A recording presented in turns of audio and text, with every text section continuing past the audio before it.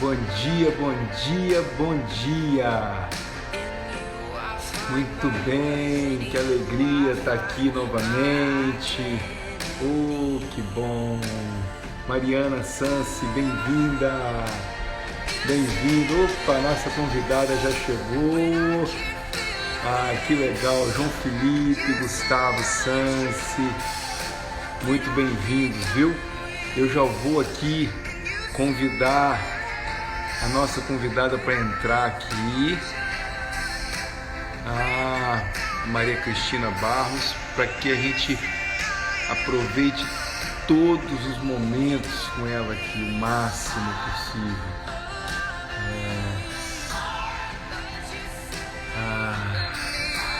Maria Cristina, querida, você precisa me mandar aí uma solicitação.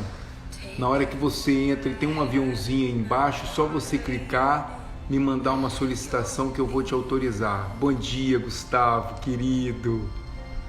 Bom dia. Primeiro dia de um novo ciclo aí, né, meu irmão?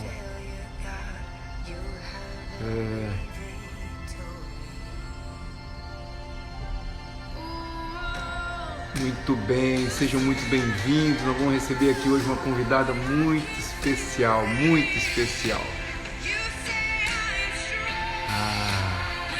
Agora sim, agora sim. Obrigado, Maria Cristina. Já está entrando aqui. Olá! Querida, bom dia! Bom dia! Tudo bem? Tudo bem? Tá me ouvindo bem? Estão me Tô ouvindo te bem ouvindo todos? bem, te Ótimo. vejo, te reconheço. Ô, Maria Cristina, Que que bom. gostoso ter você aqui, viu? Gratidão, tá? Eu é que agradeço. É um super prazer estar aqui com vocês e também para falar sobre um assunto que eu adoro, né? Pois é, nossa, Uhum. desde 2015, quando eu estava lá na Lubrate, a gente, em alguns momentos, assim, Vera comentava de você e, sobretudo, da sua disponibilidade para a Lubrate em si, né, para todo esse movimento transpessoal. E quem diria que 5 anos depois a gente já está aqui numa live, diante de um momento tão diferenciado, né? Conversando Verdade. sobre isso. Sinta-se É. muito bem-vinda, viu? Obrigada, Muito obrigada. bem-vinda mesmo. Nós estamos hoje, na verdade, continuando uma caminhada, uma jornada, né? Essa é a 36ª live, onde a gente recebe convidados muito especiais para falar de temas diversos e para procurar contribuir com essas pessoas que estão conosco aí também nesse momento tão diferenciado, né? Então, assim, É. eu gostaria de te apresentar aí as pessoas que estão conosco. Tem pessoas que estão nos acompanhando já há quase 40 dias aqui. Uau. A Maria Cristina é psicóloga, é psicoterapeuta, também transpessoal, tem feito um Isso. trabalho lindo na USP e vem se disponibilizar hoje junto com a gente para falar de um tema que eu sinto que as pessoas são ávidas, né, para conectar essa coisa da espiritualidade com a Uhum. ciência, com a saúde, né? Ela Uhum. tem um espaço chamado Humana Mundi, que é um espaço de saúde, consciência, enfim. Isso. Sinta-se super acolhida, esse espaço é seu. Eu estou aqui Legal. com você, nós estamos ávidos para te escutar, viu? Seja Legal. bem-vinda. Que bom, que bom. Então, né, a gente começa nessa área da transpessoal não por acaso, né?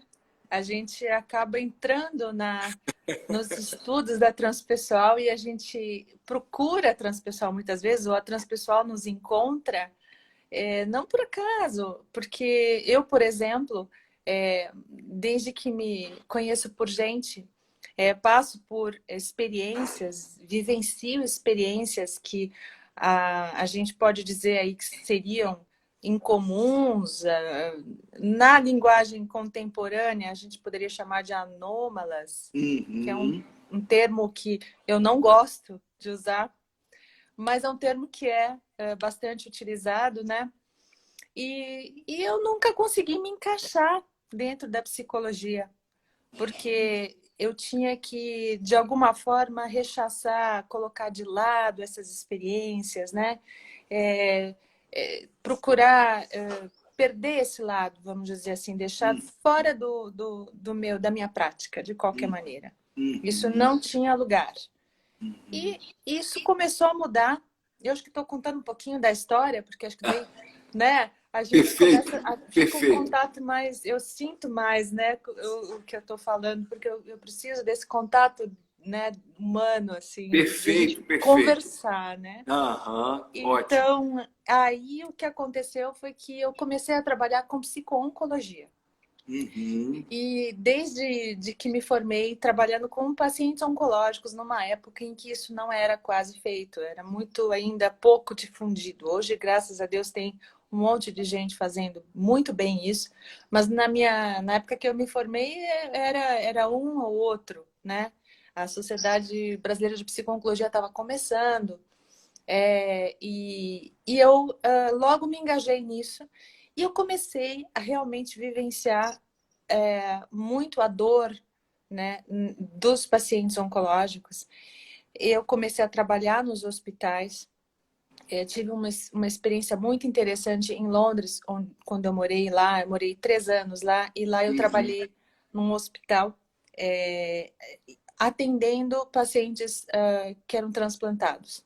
Uhum. E essa experiência me marcou muito, porque lá eles me deram carta branca para fazer o que eu quisesse. E de Uau. repente eu estava um pouco solta ali e querendo me comunicar com aquelas pessoas que não conseguiam nem falar, porque elas tinham mucosite, elas tinham uma série de problemas. Uhum. E eu dizia, o que um psicólogo pode fazer dentro de um hospital, junto de um paciente que está numa bolha, que não pode se comunicar pela palavra? Uau. E foi aí que eu comecei a me perguntar qual que era o meu papel e que lugar poderiam ter as questões mais, vamos dizer assim, espirituais dentro da minha prática. Porque eram pessoas que estavam com sofrimento profundo e muitas delas também que vieram a falecer, porque também o câncer agora já está bem mais... Uhum. Ainda bem que a gente tem tratamento e tudo mais, mas vamos dizer assim que há 10, 15, 20 anos atrás era bem diferente, né? Uhum. E é E incrível, né, então, Maria Cristina? Me perdoe te cortar, é incrível como é imagina, que vem um chamado interno mesmo, né? Quando você fala assim, poxa, eu não sei se eu encontrei a transpessoal ou ela me encontrou, né? E você falou algo aí que me lembrou muito a Márcia, minha esposa, que é psicóloga clínica também, quando você disse assim, eu não me encaixava na é, psicologia, né, específica. E a Márcia, quando olhou para a transpessoal, também falava, puxa, parece que falta algo. E aí, é, escutando você falar desse olhar, quando você lidava com esses pacientes da oncologia, ontem mesmo eu conversando com uma médica e ela me dizia, né, uma médica que já tem uma história super bem conceituada, e ela dizia, eu gostaria de entregar algo aos casais que me procuram, a essa mãe, sabe, a possível educação do filho.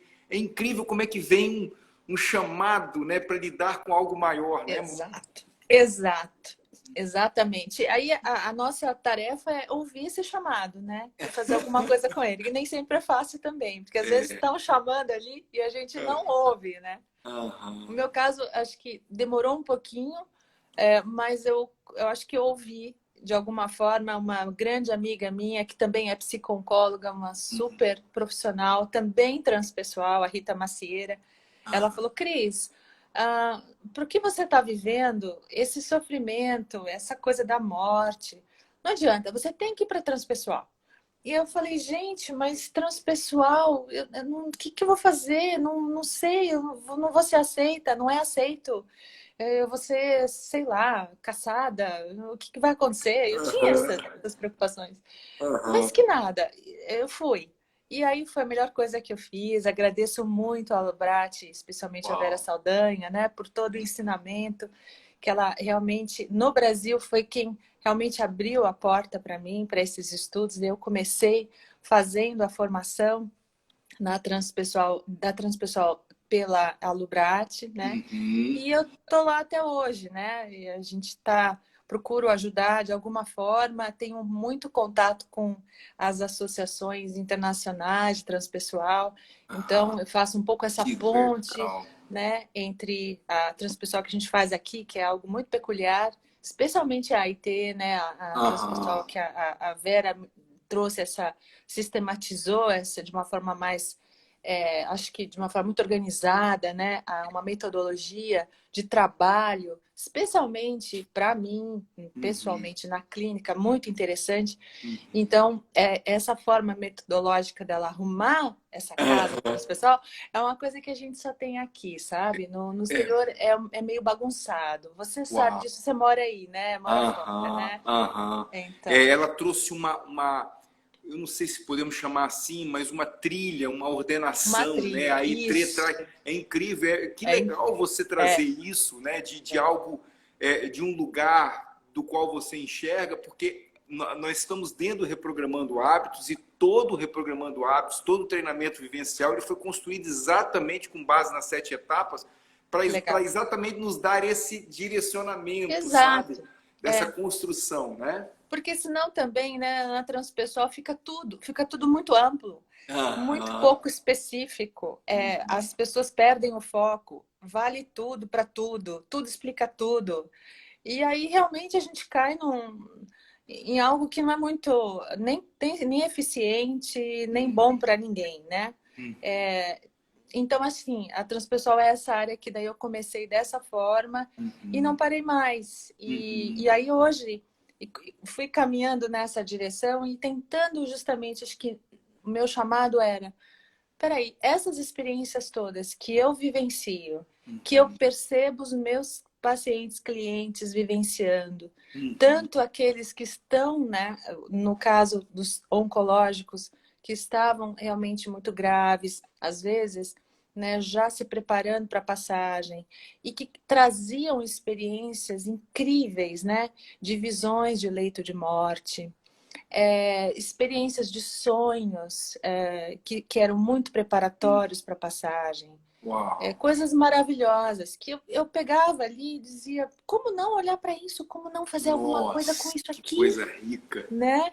Uhum. Então, e aí eu comecei a me autorizar e também a olhar as minhas experiências. Muitas vezes os pacientes vêm no consultório e, assim, de vez em quando acontece alguma coisa. Vem Uhum. uma experiência, vem uma imagem muito forte, vem uma mensagem muito forte, vem uma intuição muito forte, às vezes um sonho antes do paciente chegar, que se Uhum. confirma quando ele chega e conta a história. Às vezes até, não sei, acho que são experiências que todo mundo que atende deve, que tem sensibilidade e escuta para si, para o Aham. outro, Aham.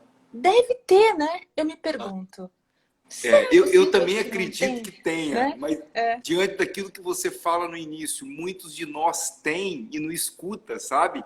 é. Eu não tenho nenhum julgamento em relação a isso, mas eu sinto que a vontade de ter uma prova tão palpável faz com que muitas vezes a gente tenha essas experiências assim, muito próximo ao nariz e a visão fica turva, né? Exato. Porque tá aí, né? É. E aí eu comecei a me perguntar, mas por que não falar sobre isso? Por que não a gente sair do armário? Tem Aham.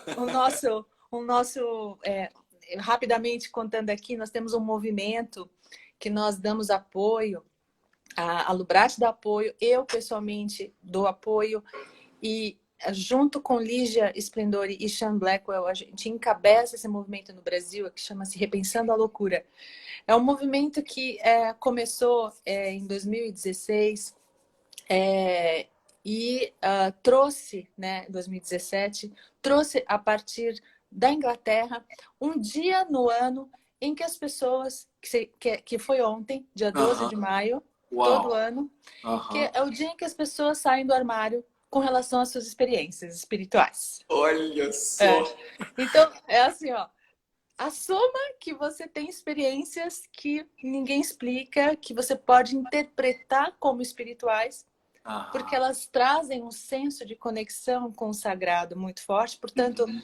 é muito intuitivo que a gente chame essas experiências, interprete-as como espirituais, Uhum. mas você pode chamá-las com outros nomes, né? E é o dia que a gente sai do armário e diz: oi, eu sou um experienciador, né? Então, a gente... Eu sabia que o meu parceiro ia pular aí, porque foi aniversário dele ontem, o Gustavo Sans, que é o nosso parceiro aí no Brasil. Parabéns, Gustavo. E eu sabia, e um dos talentos dele é conexão, né? Ele já tinha escrito aí intuição, quando você falava da espiritualidade. Então eu sabia que ele ia amar, saber que no dia do aniversário dele vai poder sair do armário. Vai, papel que ele sai com tudo, né? Acho que David Lukoff, que é um psicólogo americano, que junto com outros pesquisadores, trabalhou muito no sentido de trazer essa dimensão da espiritualidade, das experiências espirituais e transpessoais para dentro da psiquiatria, na verdade, para dentro dos DSM, né? Que é o código, vamos dizer assim, de referência da psiquiatria mundial, né? E o DSM-4 trouxe, revisado, trouxe já a categoria de problemas religiosos e espirituais que ele criou, e ele é um transpessoal, né? Ele foi um cara que teve experiências tão marcantes que ele precisou, inclusive, de medicação para que conseguisse integrar um pouco mais essas experiências no dia a dia dele. Mas ele mudou totalmente a vida dele. Ele era uma pessoa antes e se tornou outra pessoa. E dedicou a vida dele até o momento a essa meta, né? De trazer a transpessoal, especialmente através dessas experiências, do entendimento do que seria esse campo da espiritualidade para dentro da psiquiatria, para dentro da saúde mental aqui no Ocidente. E a gente deixou isso de fora, né? Veja, gente, no século XIX havia muitos estudos sobre os fenômenos que a gente pode chamar aqui espirituais e também transpessoais, né? Havia um interesse incrível sobre isso, haviam seances sendo realizadas em todas as casas mais abastadas. Era até considerado chique, né? Você hospedar uma médium que ia conduzir uma mesa redonda ali, uma seance, né? Como eles chamavam. E assim, William James, por exemplo, foi um dos grandes pesquisadores desses fenômenos, e ele acabou trazendo, justamente através daquele livro famoso dele, né, sobre as variedades das experiências religiosas, ele trouxe essa questão desses fenômenos como fenômenos da consciência, e que a gente deveria olhar para isso dentro do estudo do que seria a capacidade da consciência humana. E também a gente deveria olhar para isso dentro do estudo da saúde, né? De forma geral. E isso estava sendo feito. Mas depois, no século XX, o que aconteceu foi realmente um distanciamento e uma separação desses assuntos. Realmente, né? A psicologia especialmente se voltou para questões mais relacionadas ao comportamento e depois aos aspectos das patologias, até que, né, somente, né, como a gente sabe, com Maslow ali no final dos anos 60, depois no movimento de contracultura, depois ali do humanismo, ali ainda no caldo do humanismo, é que vem, né, resgatando o que William James falava lá no século XIX. Né? No começo do século XX, final do século XIX, a respeito da importância dessas experiências. E o que eu acho que é fantástico na transpessoal, e para mim é libertador, de fato, é saber que essas experiências, não todas, mas muitas dessas experiências, elas são transformadoras, realmente. Elas têm a capacidade de transformar o ser humano ou de trazer para ele fazer como que uma revelação.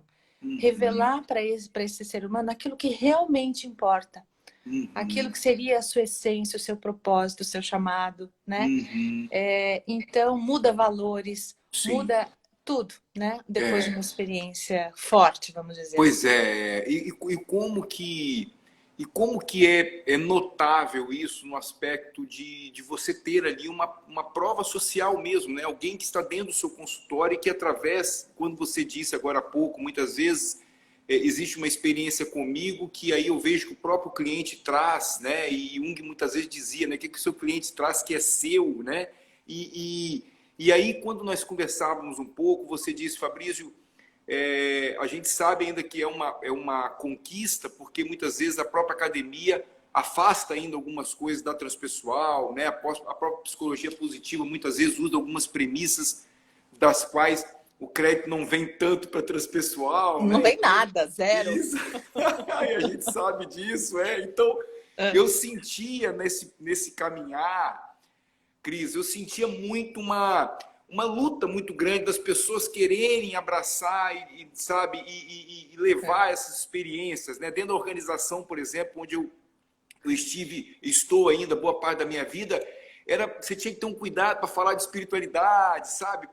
E aí você falava da inteligência espiritual, mas começava lá fazendo o caminho da intelectual, da emocional, e aí quando você trazia algo específico, uma arte-terapia, alguma coisa que as pessoas podiam sair do racional, vinha um resultado muito legal, né?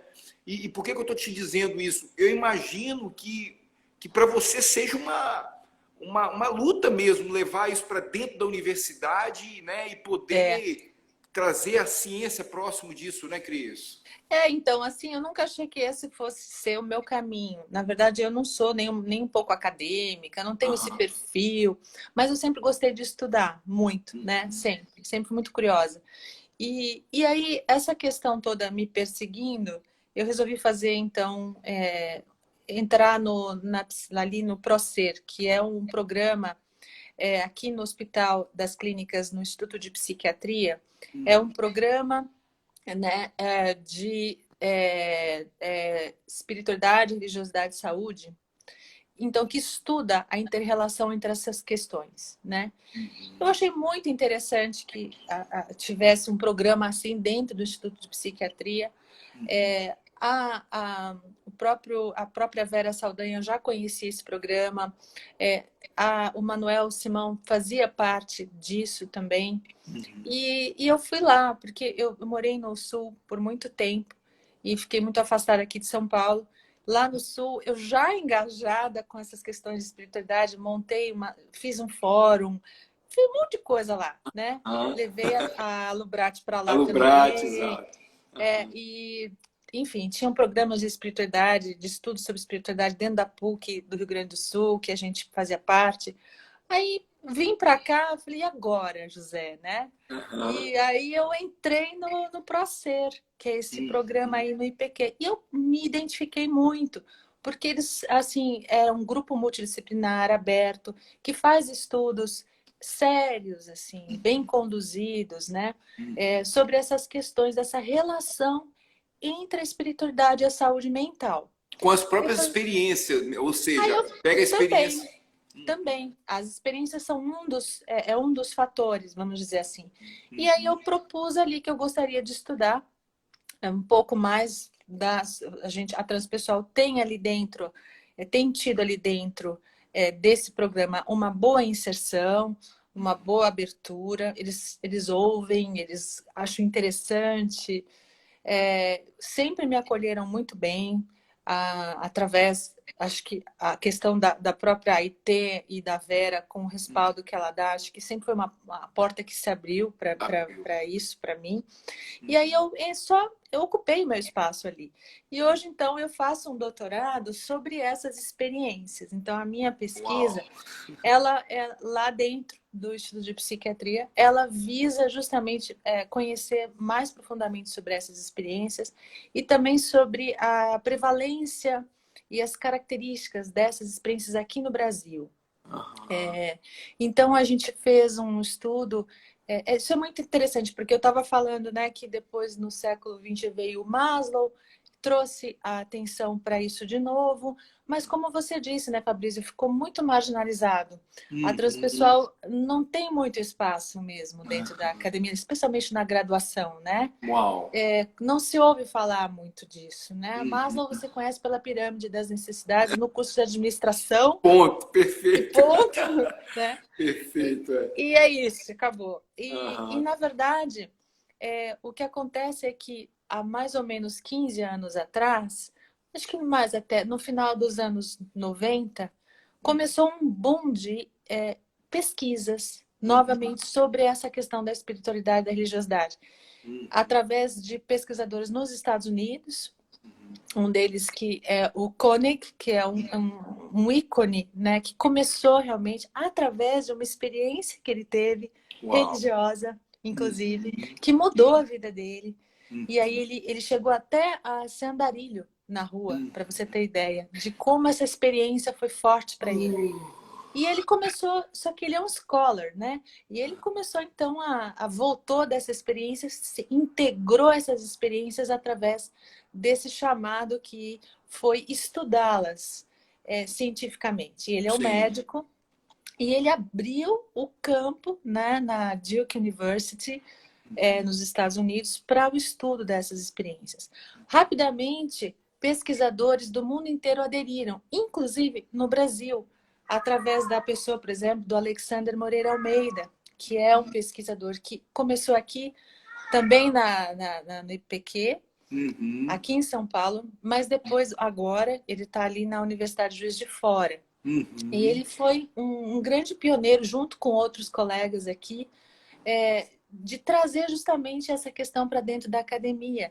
E começaram a ser publicadas várias pesquisas sobre essa relação da espiritualidade e saúde mental, dizendo que, contrariamente ao que se sabia, ou que se supunha, a religiosidade e a espiritualidade, elas são, na verdade, fatores muitas vezes de proteção, no sentido de você ter uma saúde mental preservada, né? Bem ajustada, vamos dizer assim. Você ter suas funções preservadas, você ser uma pessoa que trabalha, que tem a tua vida, que segue, né?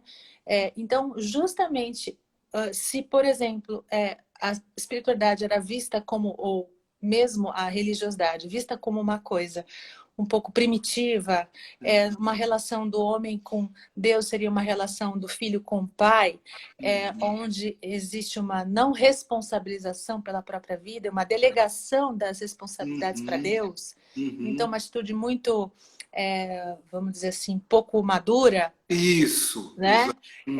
Então, a religiosidade ou a espiritualidade então elas não seriam consideradas como algo que seria bom para a saúde de forma alguma, muito pelo contrário.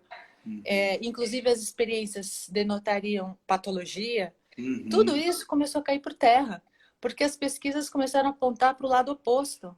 Começaram a dizer, olha, uma religiosidade intrínseca, que quer dizer uma religiosidade ou uma espiritualidade que vem lá de dentro para fora, que ela é tua, que você vivencia da sua forma, que você não está só dependendo das questões sociais. Vamos dizer assim, você não vai na igreja porque a comunidade manda que você vá, porque vão falar bem de você, porque existe essa regra, você tem que ir. Não, você desenvolve uma relação com algo sagrado dentro de você que se expressa, por exemplo, através da tua religião. Ou se expressa através de qualquer outra coisa que você acha sagrado, que não Que precisa você ser se religião. conecta com o sagrado de alguma forma. Isso. Nossa, isso é Que é o muito... espiritual, que é a diferença entre o espiritual e o religioso, né? Sim. E aí, então, essa religiosidade intrínseca, ela é responsável pelo fato das pessoas, quando estão à frente de sofrimento, de adversidades, de crises como a gente está aqui vivendo agora, né? Elas consigam pegar recursos, formar recursos dentro delas, que são aliados a essa espiritualidade, a essas crenças que elas têm, e elas, através dessas crenças, conseguem enfrentar muito melhor as adversidades. Então, assim, elas conseguem trazer as crenças e as práticas espirituais, acabam servindo como um apoio muito grande, uma referência e até uma estrutura, né, para que essas pessoas consigam realmente ficar bem, mesmo quando o barco está afundando, né? Então, os cientistas começaram a olhar para isso, nossa, que é isso, né? Que poder é esse? Então, isso chama-se coping religioso espiritual positivo, quando a pessoa consegue usar essas ferramentas, essas crenças a favor da sua vida, né? Para mim vem algo de muita consciência, né, Cris? No sentido de quando você diz assim, até mesmo as pessoas que estão diante de uma dor ou que estão diante de um momento difícil, elas conseguem ficar bem. Porque, na verdade, eu sinto que está muito relacionado com essa consciência do que é a espiritualidade para ela, né? Quanto mais desenvolvido eu tenho essa consciência, talvez melhor eu vou ter equilibrado as minhas saúdes, né? Mental, emocional e tudo. E aí Exato. vem, não é isso? E assim, como é comum, nós temos alguns pilares, né? Não são pilares extremos. Alguns que entregam absolutamente às cegas, ou seja, que é o que você traz de uma consciência não muito madura, né? Que assim, eu entrego através daquilo que eu estou chamando de religiosidade, tudo que acontece comigo eu entrego. E aí eu sinto que fica pouca responsabilidade comigo para trilhar o caminho, né? E é aquele outro que se sente consciente, mas que de repente acredita que só aquele caminho, o caminho dele é o caminho da verdade. E aí eu desconsidero que alguém ou alguma outra pessoa pode trazer essa conexão com o sagrado, com a espiritualidade, através da natureza, através, né? Faz sentido ou não? Total, total. São formas, né, de Uhum. você vivenciar a espiritualidade, que ela pode ser realmente algo que é libertador, ou ela pode também, né, fazer ser discriminatória, ser como que uma bengala que você usa de uma forma muito errada, na verdade, né? Ela não é para isso, mas a gente faz uso. Então, assim, na verdade, é o uso que a gente faz das coisas. Então, claro, existem pessoas que vão ter, a gente chama, né? O que a gente sabe sobre isso é que existe uma coisa chamada no coping, né, essa forma de enfrentamento religioso e espiritual, que a gente usa a espiritualidade e a religiosidade para lidar com as adversidades, com o sofrimento, né? A gente pode usar isso de uma forma positiva. Às vezes, a gente vai usar isso de uma forma delegativa, ou seja, isso é com Deus, Deus que sabe. Não, mas escuta, você não quer fazer assim, que assim vai ser melhor. Não, mas eu vou, sei lá, eu não tenho. Olha, tudo que eu faço eu entrego a Deus, eu não penso. Não me responsabiliza, justo o que você falou, né? Ou o contrário. Então, existem esses posicionamentos, mas existe, em geral, a associação entre a boa saúde, né? O bem-estar subjetivo, psicológico, social, né? A qualidade de vida, essa boa qualidade de vida está realmente associada a uma espiritualidade mais madura, intrínseca, essa forma do sujeito entrar dentro de si e reconhecer aquilo que para ele é sagrado. E aí sim, desenvolver práticas que vão alimentar essa conexão. E aí eu entro num ponto muito importante, porque tanto a religiosidade madura, né, intrínseca, como a espiritualidade também assim desenvolvida, elas precisam ser alimentadas. Não é algo que você tem ou não tem. É algo que está aí à disposição. Se você reconhece, como a gente falou, que tem um chamado, né? Está lá na nossa cara, a gente não vê, né? Se você reconhece aquilo que realmente te conecta, que tira você desse teu senso de pequeno eu, né, das pequenas coisas que acabam te aprisionando. Se você reconhece isso, você precisa alimentar isso, né? Senão realmente não consegue realmente ter esse benefício que essas questões podem trazer para você. Então, como alimentar isso, né? justamente as experiências espirituais, as experiências transpessoais, e elas são diferentes, eu já vou explicar um pouquinho isso, elas estão muito na base da formação de todas as práticas religiosas, inclusive, de todas as religiões, inclusive. Sempre tem uma experiência fundadora, né? Alguém que teve uma experiência espiritual, que fundou lá uma religião, verdade? E então, a gente, em geral, começa a realmente dar mais atenção para esse lado espiritual, essa dimensão do sentido da vida, do propósito da vida, através de uma experiência. Ok. Através de uma experiência. E aí, essa experiência, e é o que a transpessoal vem falando, que é o diferencial da transpessoal, essa experiência precisa ser reconhecida. Ela precisa ser trabalhada por você. Se você não trabalha essa experiência, ela fica como que um sonho que passou e você esqueceu. Sim. Né? Então, esse é o desafio. Pega essa experiência na mão, trabalha com ela. Procura entender o que ela diz para você, sobre você, o que ela te pede, para onde ela te leva. Né? Tenta dar contornos para ela, trazer realmente para a sua vida. De uma forma que você possa usufruir assim, né, dos benefícios que ela... Usar ali... É uma abertura, né? Usar realmente o eixo experiencial, né? Trabalhar com a emoção que ela me traz, né? Trabalhar né? Se tem alguma sensação física diante disso, ou seja, experienciar mesmo a experiência, né? Exato, exato. Porque é isso, você tem vários tipos de experiência, né? Em geral, as experiências transpessoais, elas são aquelas que tiram a gente desse nosso senso de eu, de ego, né? Mais restrito que a gente conhece, né? Então, são experiências que te fazem sentir algo maior, além de você, e que muitas vezes vão além do tempo e do espaço, né? Que não respeitam o tempo linear e nem o espaço, ou seja, são experiências não locais da consciência, né? Você está na China, eu estou aqui e igual eu sei o que está acontecendo com você, né? Então são experiências que não respeitam o espaço, não respeitam o tempo e que te trazem uma dimensão maior, porque te fazem você sentir, por exemplo, em conexão com algo que não é só você, a sua personalidade, mas nesse momento de uma experiência transpessoal, você pode, por exemplo, estar profundamente conectado com uma árvore e você experienciar ser essa árvore. E você experienciar, saber exatamente como essa árvore se sente e o que ela diz a respeito de ser árvore. Respirar como árvore. Uma coisa que...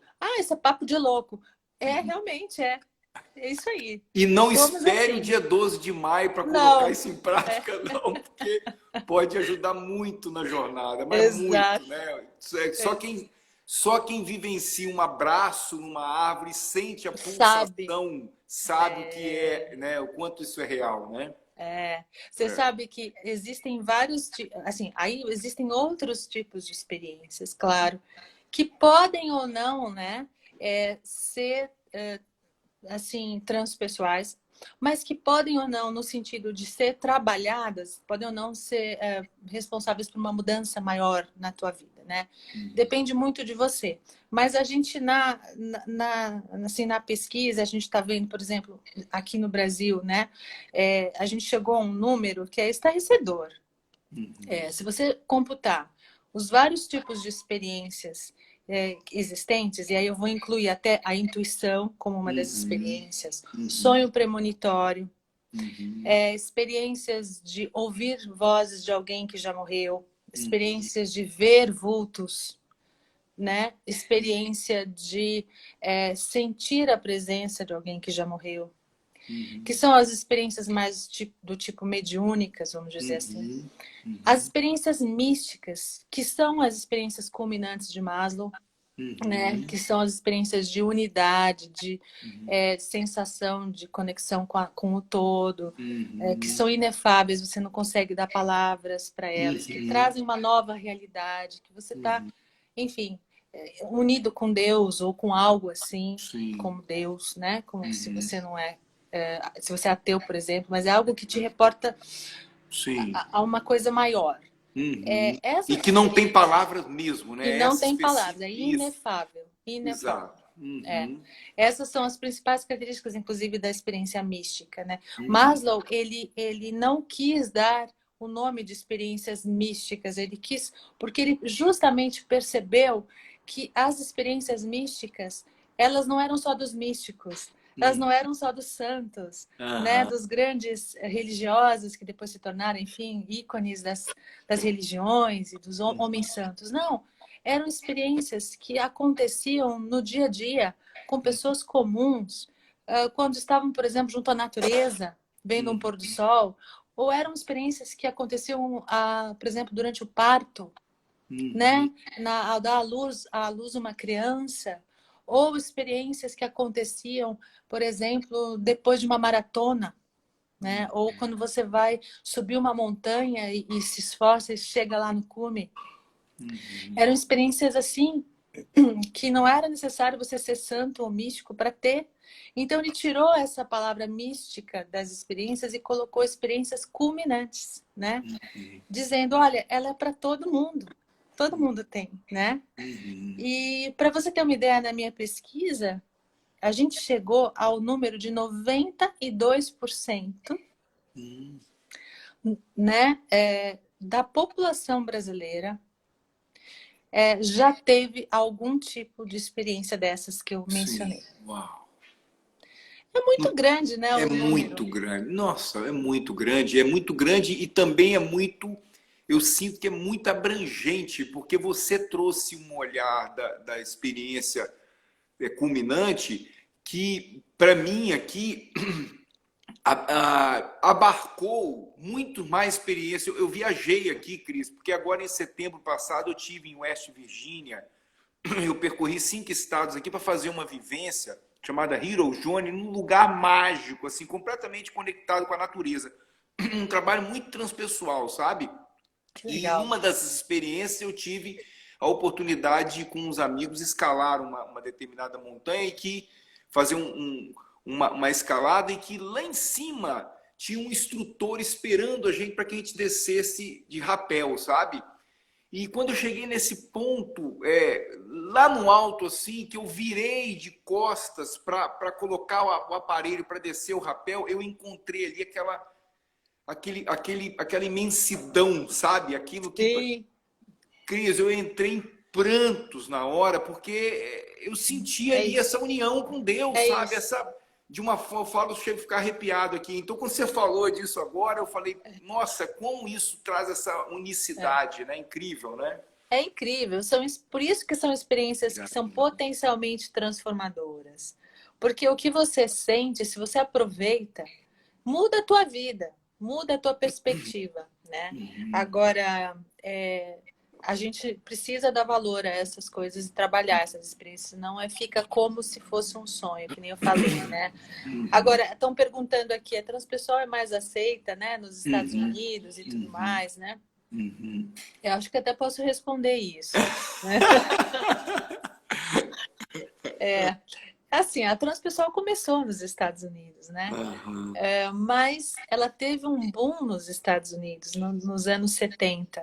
Uhum. Depois, ela realmente se tornou também, ela teve lá no final dos anos 80, 90, ela começa a cair um pouco. E Uhum. agora é que, justamente por conta dessas pesquisas que estão acontecendo, a transpessoal está se sentindo um pouco mais empoderada. Não Ah, tem essa questão de aceita ou não aceita, aham. mas eu acho que existe uma necessidade também no exterior, não Uhum. só nos Estados Unidos, mas na Europa, de Uhum. mais validação da transpessoal Uhum. como campo de estudos, Uhum. especialmente dentro da academia, né? Uhum. Existem, claro, muitos artigos, muitos journals de transpessoal. A gente aqui no Brasil tem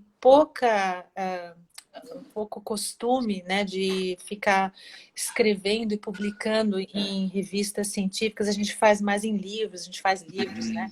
Lá Uhum. fora, eles têm você sabe aí, eles têm Uhum. muito mais essa prática, né, de Sim, sim.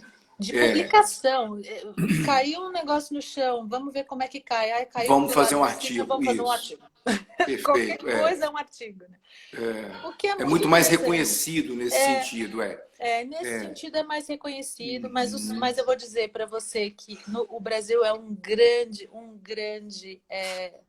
berço, assim. uhum, Eles mesmos são loucos para vir para cá, porque eles uhum, percebem, né, que o jeito como o brasileiro, em geral, lida com essa questão da espiritualidade é de uhum, uma forma é tão mais natural, mais orgânica, parece que é uhum, mais intrínseca, mais que flui, né? uhum. Faz parte do dia a dia do brasileiro, Sim. contanto que eu até falei para você, 92% já teve, Aham, não aham, realmente aham. parece que tem a ver isso, né? Sim. Então, o brasileiro tem essa relação com o espiritual Uhum, muito uhum, mais dada já de nascença, uhum, né? uhum. É algo que culturalmente é favorecido aqui. Sim. E E sobretudo, né, Cris, me perdoe te cortar, com a imagina, transpessoal, eu sinto isso e que bom que você também traz esse olhar, porque quando eu estava na minha formação, eu lembro até de ter conversado um pouco com o Manuel Simão, com a Vera e tudo, sobre. Eu já tinha vontade de vir para cá, né? Minha família já morava aqui há muitos anos e tudo. Eu vinha sempre, uma vez por ano, mas tinha vontade de passar um período maior. E aí queria tomar contato com a transpessoal aqui, né? E na época eu lembro que eu tomei contato com muitos locais que trabalhavam a transpessoalidade, sobretudo na Califórnia, muita coisa isso. nesse sentido e tal. Agora, você hoje no início do nosso papo, você trouxe um olhar que eu sinto muito isso aqui assim, uma, uma certa forma de arrumação, sabe? Que é o que a AIT trouxe, Faz. né, É, faz, né? Que é essa coisa de eu tenho um monte de ferramenta, mas qual que eu uso, sabe? Quando que eu uso, de que é, forma que eu uso, né? Não sei se é. faz sentido, né? Claro, faz Né? sentido, sim. Acho que Ah, no exterior ficou muito assim, entre dois polos. Ficou uma coisa muito assim, do Groff, com as experiências holotrópicas uhum, e a formação em respiração holotrópica, e tudo que uhum, agora ele está, inclusive, reformulando e botando muita ênfase uau, agora nas pesquisas com os psicodélicos, que foi onde ele começou o trabalho dele. Olha que uhum, interessante, ele está com 88 anos, né? uau, Já no final da vida dele. sim, E ele está renascendo, assim, ele teve uma série de problemas, inclusive teve um derrame recentemente. Ele está uau, voltando a tudo e no retorno dele ele resolve realmente botar muita atenção nessas pesquisas que estão agora uhum, acontecendo sobre a questão de você usar algumas substâncias que uhum, são, né, psicotrópicas, que são uhum, responsáveis justamente por essas viagens, vamos dizer, uhum, transpessoais, né? uhum, De uma forma clínica, de uma forma estudadas, para ajudar pessoas, por exemplo, com estresse pós-traumático, uhum, pessoas com depressão profunda.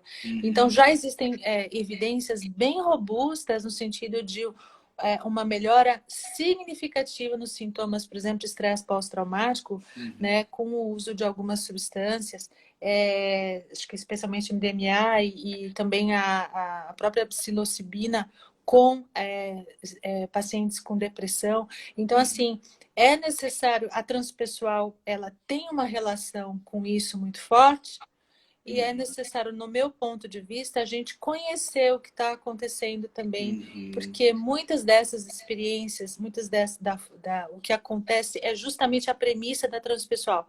O uhum, paciente, ele através de doses mínimas e bem controladas e clinicamente testadas, uhum, de uma dessas substâncias, ele é uhum, acompanhado, ele toma a substância, ele é acompanhado por 8 horas, junto de um psicólogo, uhum, que vai ficar do lado dele uhum. durante justamente a experiência que ele vai ter Que e coisa a boa. integração dessa experiência, ou seja, o trabalho Aham, com a experiência é que aham, é curativo, que uhum, cura aham, qualquer trauma. Como uma Então, jornada mesmo, né? é Com uma jornada. Agora, experienciar o caminho mesmo. isso. Agora, claro, o que acontece no Brasil? As pessoas estão tomando de qualquer forma, de uma forma Uhum, muito errada, fazendo um uhum, uso nada sagrado, né? Um uso uhum, absolutamente em raves, de uma uhum, forma uhum. irresponsável. Não Sim, é sim. isso. O que é Uhum, feito e proposto lá é uhum, um trabalho sério, numa clínica com uhum, doses testadas, já comprovadas, já uhum. protocolos aprovados, né? E quando E você fala lá, através desse nos Estados resgate do Unidos. Grove. Não só, são Tá, vários pesquisadores em várias universidades, inclusive na tá. Califórnia, e aqui no Uhum, Brasil também a gente tem um grupo trabalhando com isso.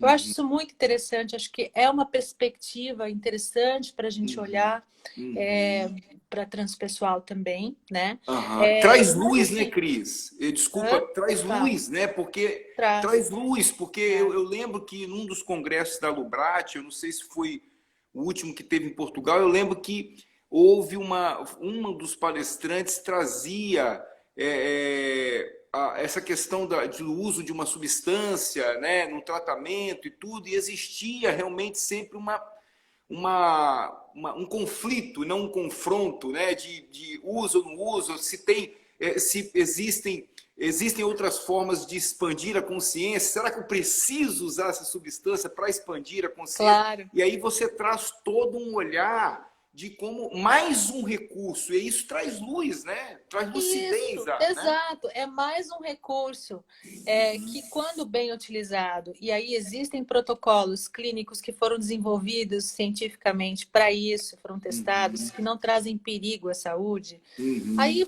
faz todo sentido. Agora, você traz uma questão que eu acho que é o nosso ponto aqui. As experiências, elas estão disponíveis a todos nós. E a gente não precisa de nada. É como você falou, você está subindo lá, fazendo um trekking, você tá, abriu a janela de manhã, você acordou, abriu a janela e viu o sol. Ah, uau! tô vivo.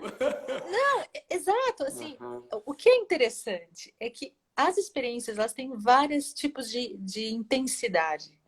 Elas uhum, podem ser muito abruptas e muito intensas, e elas te derrubam até. Podem até te desestruturar momentaneamente, né? Dissolvem, vamos dizer assim, o ego uhum, uhum, momentaneamente.